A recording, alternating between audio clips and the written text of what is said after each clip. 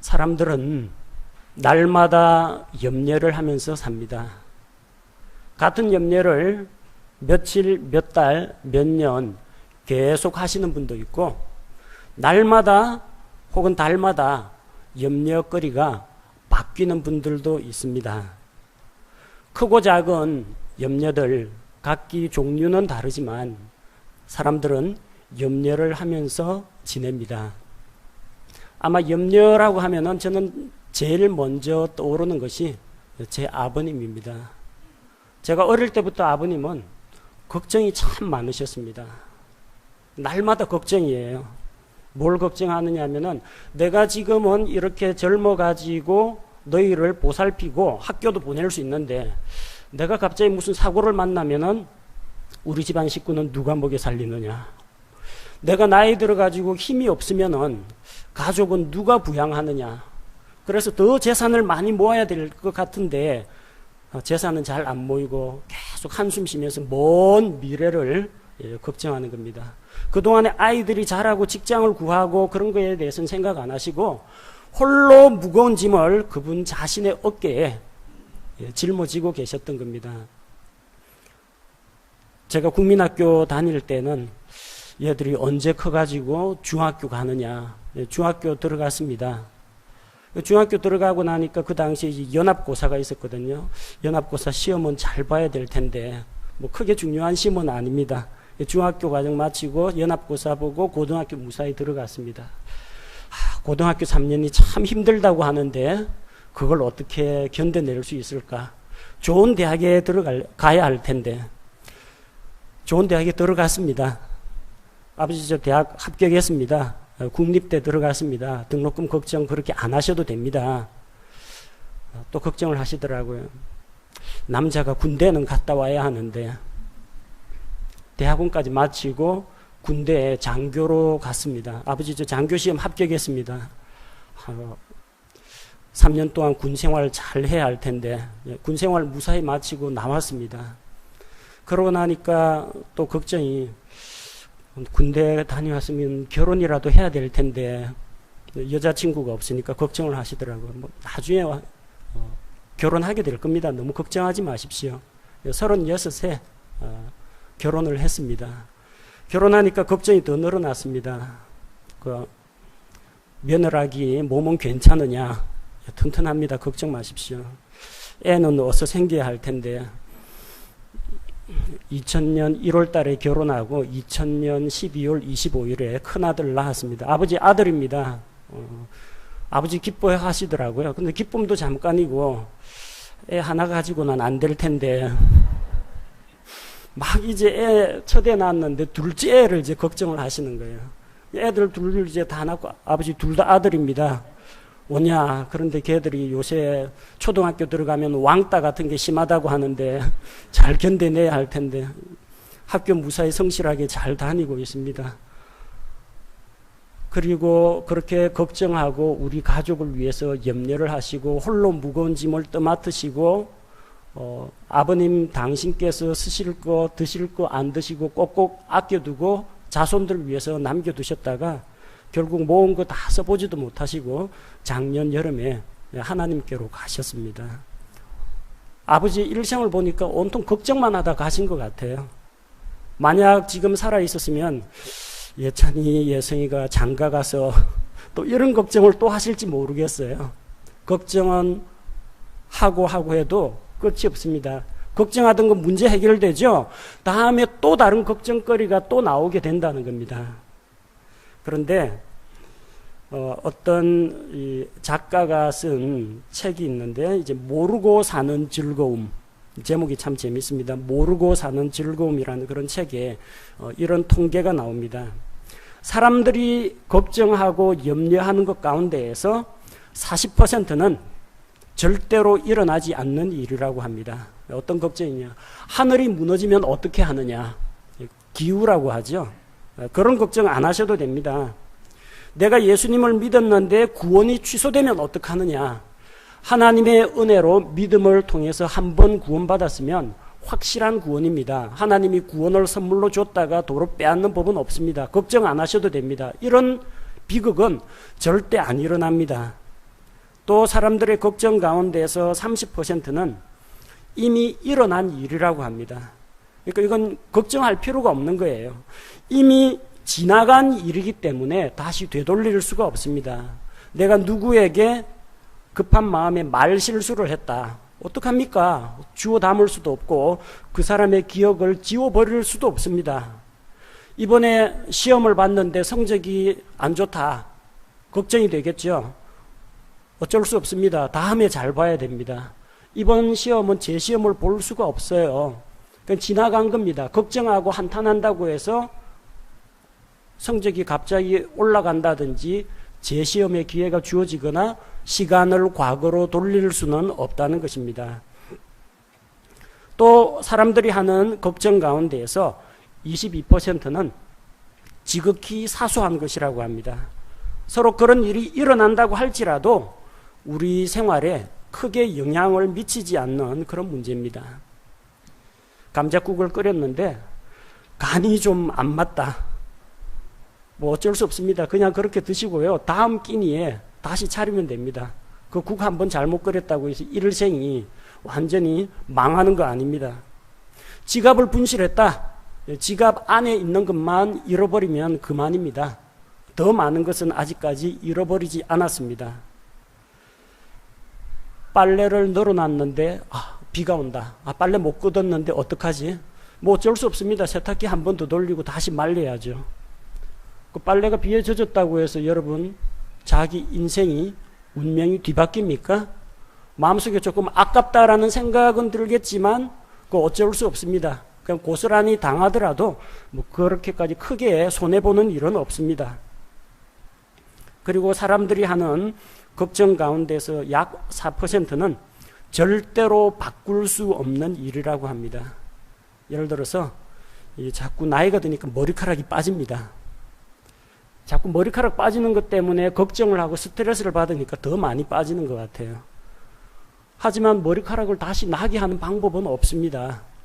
뭐 발모제 같은 걸로 누가 대머리를 치료할 수 있다면은 정말 노벨상을 받았을 겁니다. 노화 현상이기 때문에 어떻게 할 방법이 없습니다. 바꿀 수가 없어요. 키가 작아서 고민하신 분, 키가 작은데 만약 아직 어린아이라면은 뭐 운동도 하고 영양 공급도 하겠지만 한 3, 40대 되면 키 작은 거 가지고 고민한다고 해서 갑자기 키를 10cm, 20cm 크게 만들 수는 없습니다. 그건 돌이킬 수 없는 문제입니다. 여러분이 아무리 걱정을 하더라도 시험 날짜는 다가옵니다. 학생들 수능이 다가온다고 염려한다고 해서 시험을 면제받을 길은 없습니다. 노화 현상 때문에 몸이 좀 안 좋아진다. 시간이 흐르다 보면 사람 몸은 낡고 부패하고 쇠하게 되는 것이 정상입니다. 나이를 먹는 것 때문에 자꾸 안타까움과 조바심이 난다. 어쩔 수 없습니다. 시간이 흘러가기 때문에 흘러가는 세월을 붙잡을 수는 없습니다. 이런 식으로 따져보면은 사람마다 개인 차이는 약간씩 있겠지만 우리는 약 96% 정도는 쓸데없는 염려를 하고 있다는 겁니다. 바로 그런 쓸데없는 염려 때문에 우리는 마음의 평안을 빼앗기고 스스로가 불행하다고 생각하고 우울하고 마음이 위축된다는 겁니다. 그런 염려를 계속 하고 걱정을 하고 고민을 한다고 해결이 될 수 있는 문제는 아닙니다. 걱정하고 염려해서 해결이 된다면 얼마든지 걱정하라고 제가 권하고 싶습니다. 하지만 여러분의 걱정이 여러분의 염려를 없애주지 못한다는 것을 기억해야 합니다. 하지만 우리는 염려거리를 없이 하루도 살아갈 수가 없습니다. 크고 작은 걱정거리를 언제나 떠안고 살고 있는 것이 사람입니다. 이거는 술을 마신다고 해서 해결이 되는 문제가 아니고 잠을 자면서 잠시 잊어버린다고 근본적으로 염려가 해소되는 것이 아닙니다. 머리 싸매고 걱정한다고 해서 뭔가 뾰족한 수가 나오는 것도 아니라는 겁니다. 모든 해답은 성경 안에 있습니다. 성경 안에 우리가 필요로 하는 모든 해답이 들어 있습니다. 성경은 두 가지 처방을 보여줍니다. 첫 번째는 염려하지 말라, 이런 처방이고요. 두 번째는 염려를 주께 맡겨라, 이 두 가지 처방을 내려주고 있습니다. 여러분, 너무 염려하지 마십시오. 염려는 우리에게 나쁜 영향을 미칩니다. 첫 번째로 염려는 우리 마음을 위축시킵니다. 잠언 12장 25절 말씀을 보니까 사람의 마음속 근심은 마음을 웅크리게 하나 선한 말은 마음을 기쁘게 한다고 했습니다. 마음속에 걱정하고 염려하는 것이 있으면 심리적으로 위축이 됩니다. 이런 위축된 마음을 품고서는 이 밝고 건강한 생활을 할 수가 없고 적극적인 가정생활이나 사회활동을 하기가 대단히 힘들다는 것입니다. 두 번째는 염려는 우리의 영과 혼과 몸의 건강을 위협하는 것입니다. 잠언 17장 22절 말씀을 보니까 즐거운 마음은 약같이 좋으나 상한 영은 뼈를 말린다고 했습니다. 사람은 영, 혼, 몸이 제각기 따로따로 떨어져 있는 존재가 아니고 서로 밀접하게 연관을 주고받고 있습니다. 여러분, 몸이 피곤하고 힘들면 이 성경 읽고자 하는 그런 마음이 안 생깁니다. 너무 마음속에 염려가 가득 차고 스트레스 받으면 기도할 엄두가 안 나오는 그런 경우도 있습니다. 또 이 마음이 우울하면 반대로 몸에 맥이 축 빠져가지고 사람이 늘어지게 됩니다.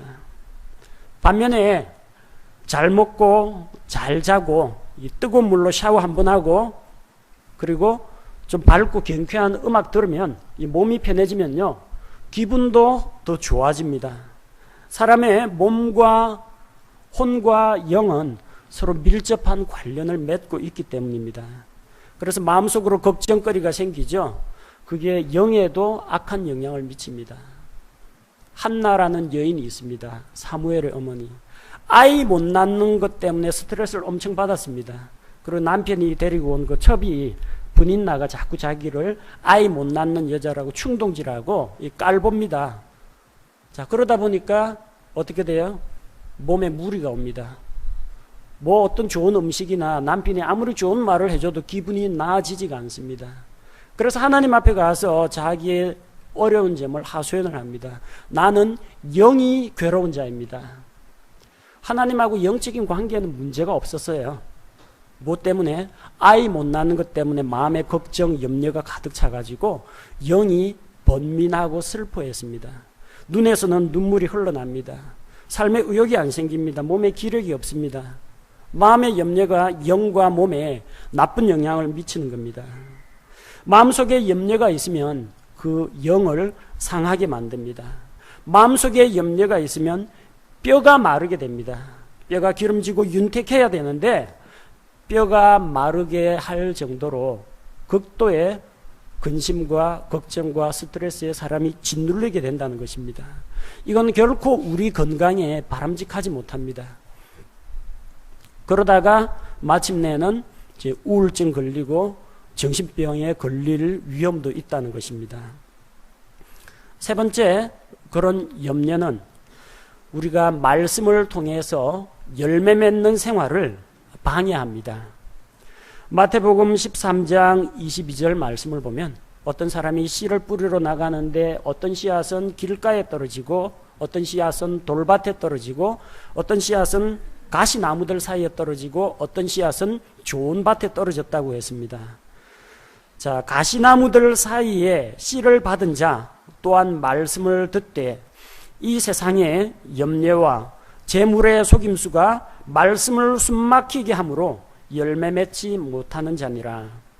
염려, 이 세상의 염려가 말씀이 성장하는 그 기운을 가로막아 가지고 열매 맺지 못하는 생활을 하게 한다고 했습니다. 이 세상의 염려입니다. 건전한 염려는 괜찮습니다. 내가 주님 앞에서 아직 많이 부족합니다. 주께 더 나아가기를 원합니다. 하나님, 내 마음속에 감추어놓은 죄가 있습니다. 어떻게 이 죄 문제를 해결할 수 있을까요? 이런 건전한 걱정이나 염려는 괜찮습니다. 그러나 이 세상에 대한 염려와 재물의 속임수가 여러분의 영적 성장을 가로막습니다. 세상의 염려, 이 세상에 속한 것들 먹고 마시고 입고 쓸 것에 대한 그런 염려가 사람을 병들게 만듭니다.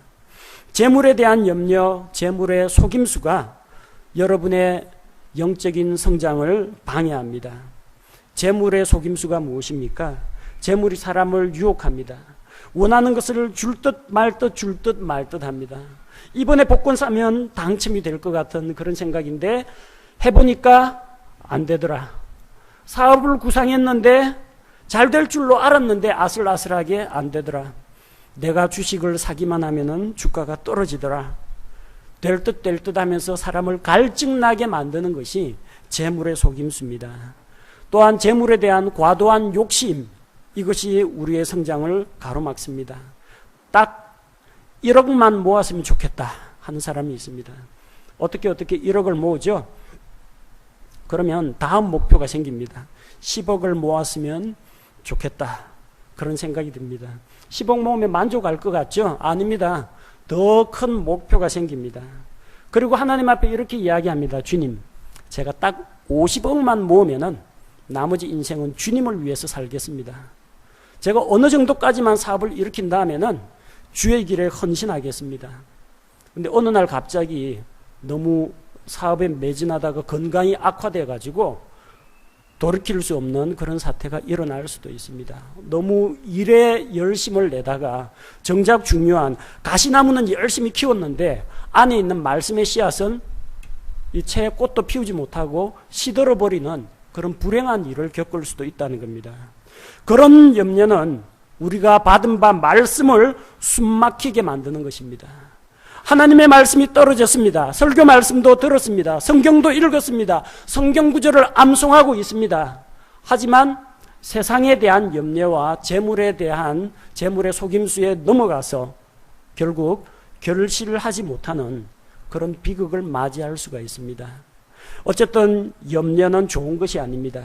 우리 마음을 심리적으로 위축시키고 우리의 영과 혼과 몸의 건강을 위협하고 여러분이 열매 맺는 생활을 하지 못하도록 한다는 것입니다. 자, 그러면 이 염려를 어떻게 다룰 수가 있을까? 성경적인 처방을 받아보도록 하겠습니다. 오늘 읽은 본문 25절 말씀을 보니까 별로 중요하지 않은 것들을 위해 쓸데없이 염려하지 말라고 합니다. 생명이 음식보다 소중하지 아니하며 몸이 옷보다 소중하지 아니하냐.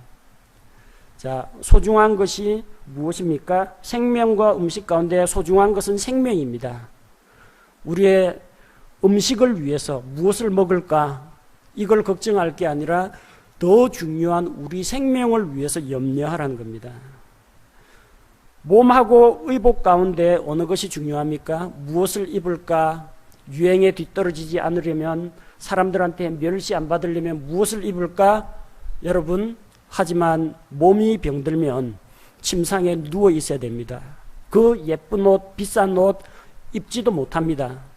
무엇이 중요하고 무엇이 덜 중요한지를 잘 구분을 하라는 이야기입니다. 먹고 마시고 입고 하는 것 중요합니다. 그러나 생명과 몸에 비해서는 상대적으로 덜 중요하다는 것입니다.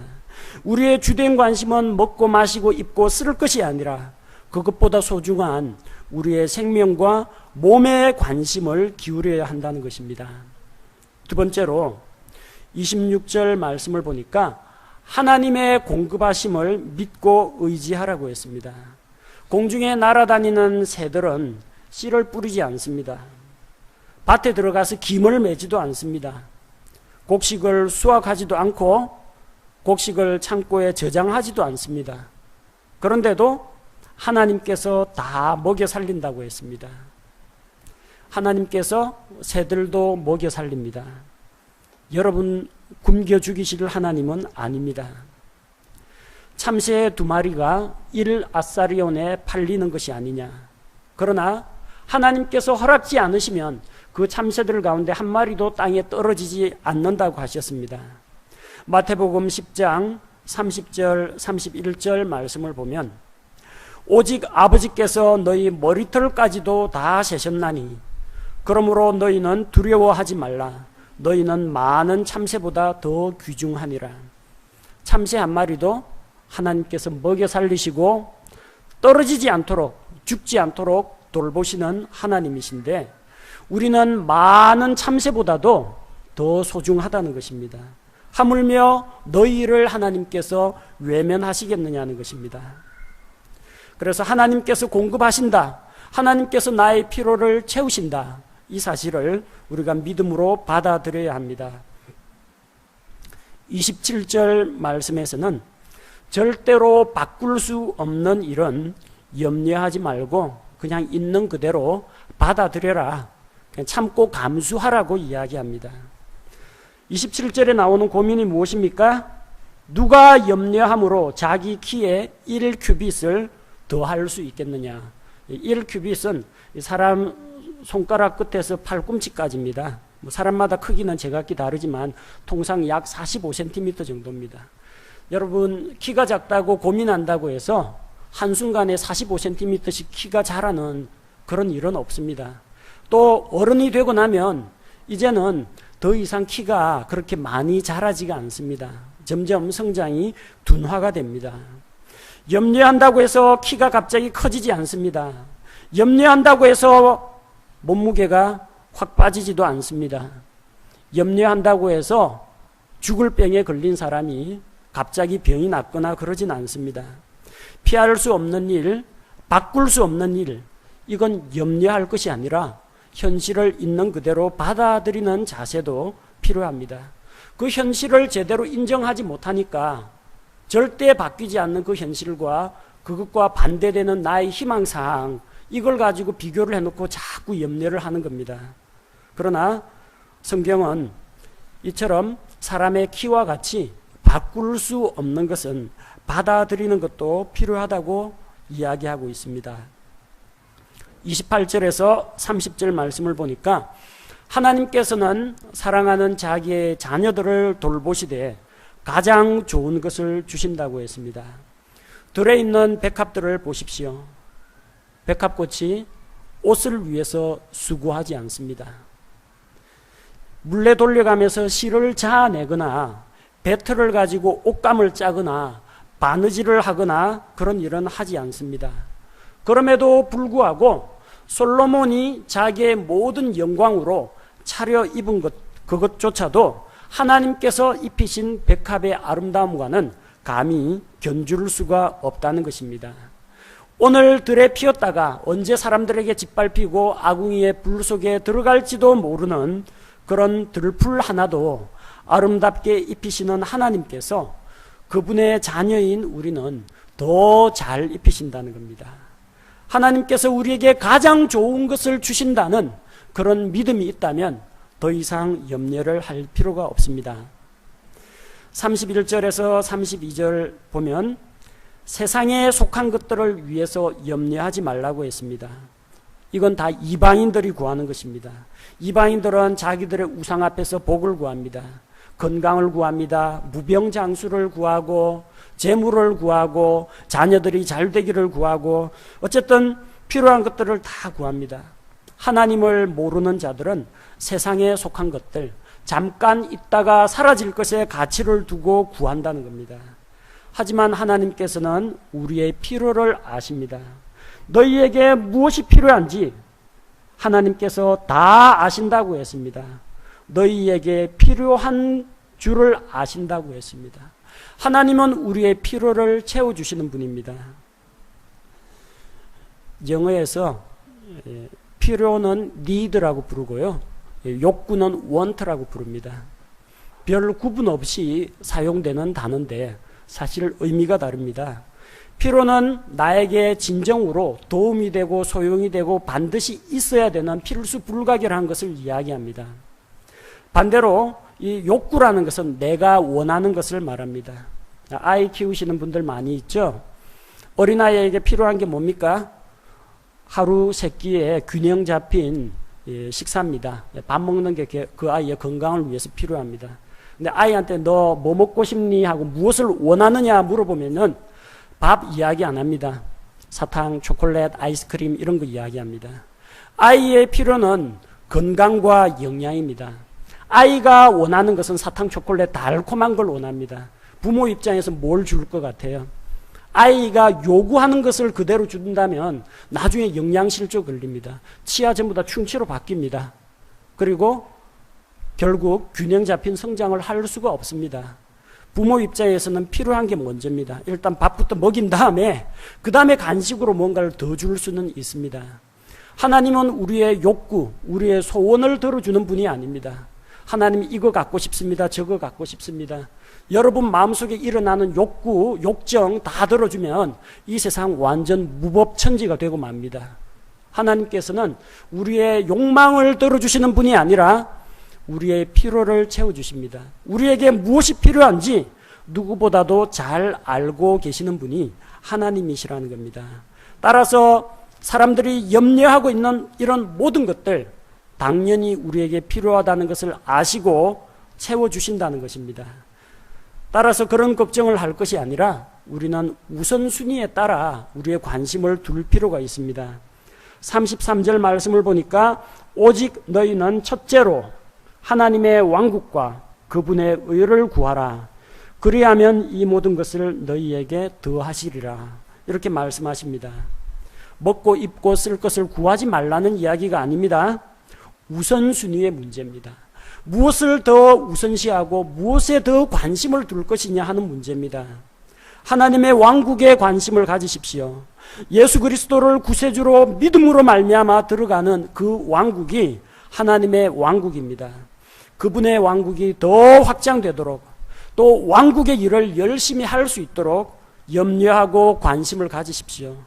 왕국의 일만 열심히 하지 마시고요. 왕국의 왕하고 교제하는 시간도 꾸준히 가지시기 바랍니다. 그 다음으로 그분의 의를 구하십시오. 하나님 자신은 본질적으로 의로우시고 거룩하신 분입니다. 그런데 이 세상에 있는 죄인들이 하나님의 의를 덧입는 것이 필요하다는 것입니다.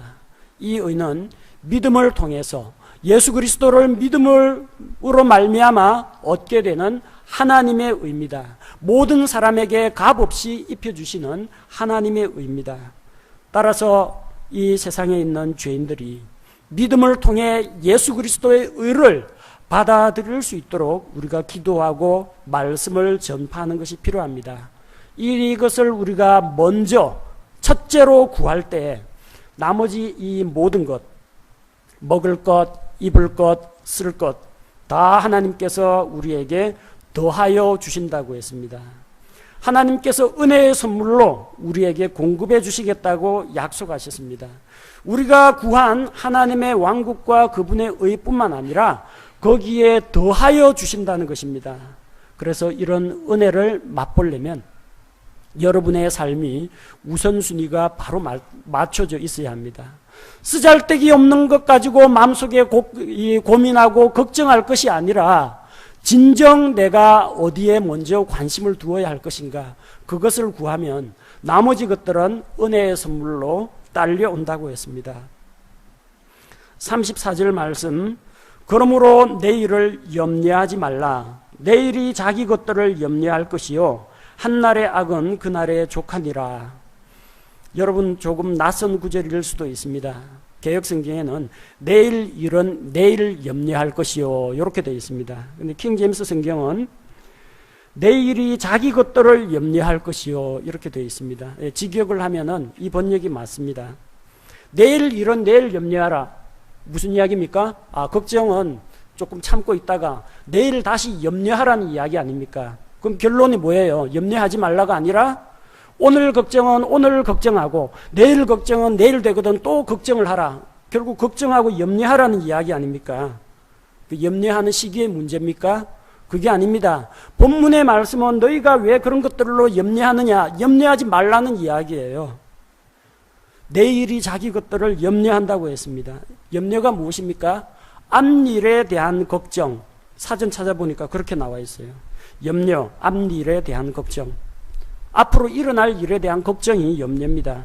그런데 내일 염려. 내일의 염려는 누구 겁니까? 내 게 아닙니다. 지나간 과거의 시간은 내 시간이 아닙니다. 내가 어떻게 쓰거나 조작하거나 바꾸거나 변화시킬 수가 없어요. 흘러갔습니다. 미래의 시간, 아직 오지 않은 내일과 모레와 내년의 일은 아직 내 시간이 아닙니다. 내가 그 시간을 쓸 수도 없고 그 미래의 사건에 지금 손을 댈 수도 없습니다. 그건 누구 거예요? 그건 내일 겁니다. 그럼 내일이 자기 것을 염려해야지 내가 내 것도 아닌데 남의 것을 왜 염려하느냐, 그 이야기입니다. 나의 것이 아닌데 내가 미리부터 염려할 필요는 없습니다. 그것은 내일이 염려할 사항이지 내 사항이, 내 소관이 아니라는 겁니다. 그래서 성경은 염려하지 말라고 우리에게 가르쳐주고 있습니다. 그럼 염려하지 말고 무엇을 해야 합니까? 그러니까 염려하지 말고 그냥 넋 놓고 정신줄 놓고 가만히 있으면은 저절로 해결이 되느냐? 그건 아닙니다. 성경은 염려하지 말고 기도하라고 합니다. 빌립보서 4장 6절 7절 말씀을 보니까 아무것도 염려하지 말고 오직 모든 일에서 기도와 간구로 너희가 요청할 것들을 감사와 더불어 하나님께 알리라. 그리하면 모든 이해를 뛰어넘는 하나님의 평강이 그리스도 예수님을 통해 너희 마음과 생각을 지키시리라. 이렇게 기록하고 있습니다. 염려하지 말라고 했어요. 우리가 왜 염려를 하지 말아야 합니까? 하나님이 하지 말라고 했으니까 안 하면 됩니다. 염려한다고 해서 우리 문제가 해결이 되거나 나아지지 않기 때문에 염려할 필요가 없습니다. 왜 염려하면 안 됩니까? 염려한다는 것은 하나님을 신뢰하지 않는 태도이기 때문입니다. 아들이 아버지에게 소원을 가지고 나아갑니다. 이번 생일 선물로 장난감 자동차를 사주겠다고 아버지가 약속을 했는데 아이가 걱정합니다. 백화점 가가 이거 저거 고르는데 제일 싼 거 고르려고 합니다. 아버지한테 경제적으로 부담을 드리기가 싫어가지고. 그리고 아버지한테 넌지시 물어봅니다. 아버지 돈 있어? 아버지 자존심 되게 상합니다. 아들 앞에서 그렇게 무시를 당하니. 아버지 그 정도 능력 됩니다. 여러분 아버지는 훨씬 더 부자입니다. 하나님 아버지는 능력이 있습니다. 부유하십니다. 사랑이 많으십니다. 베풀어 주십니다. 우리가 염려한다는 건 뭘 말합니까? 하나님을 신뢰하지 않는다는 겁니다. 하나님이라고 뭐 뾰족한 수가 있겠어? 하나님이 뭐 이런 것까지 해주겠어? 하나님이 70억 인구 가운데 나 한 사람 설마 보고 있겠어? 하나님을 신뢰하지 못하기 때문에 염려하는 것입니다. 든든한 여러분 아버지가 정말 재벌 회장이라면 여러분이 먹고 입고 쓸 거 가지고 고민하겠습니까? 그 아버지 무시하는 겁니다. 염려는 하나님을 신뢰하지 않는 태도입니다. 따라서 기도하기 전에 먼저 가져야 할 태도가 아무것도 염려하지 말고, 이게 기도하기 전에 제일 먼저 가져야 할 태도입니다.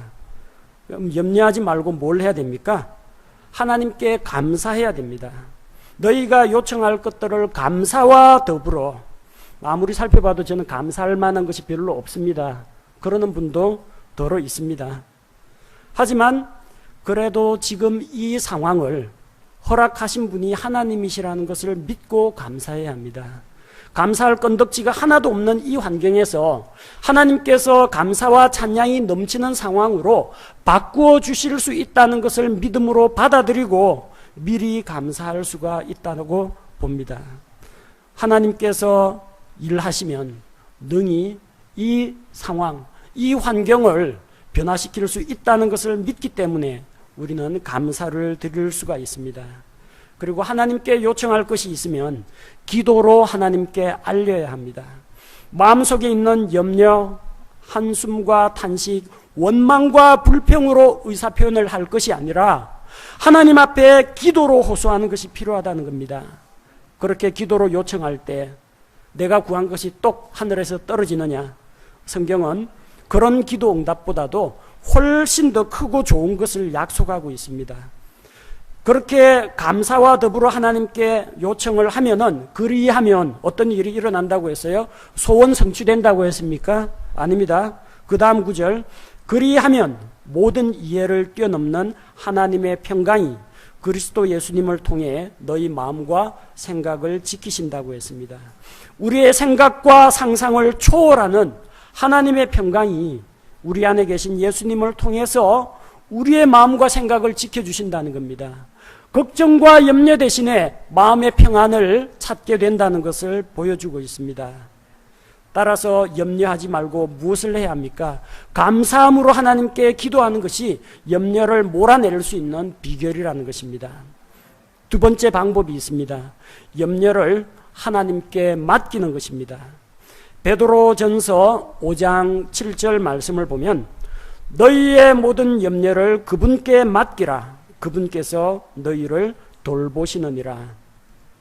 하나님께서 우리를 돌보고 계신다는 것을 믿는다면 당연히 우리가 가지고 있는 걱정과 염려는 하나님께 맡겨야 합니다. 어떤 사람이 자가용을 타고 가다가 이 시골길에 무거운 보따리를 이고 가는 할머니 한 분을 만났습니다. 너무 힘들어 보여가지고 마침 방향이 같아서 자기 뒷좌석에다가 태워드렸어요. 태워드렸는데 이 할머니가 짐을 머리에 여전히 이고 있는 거예요.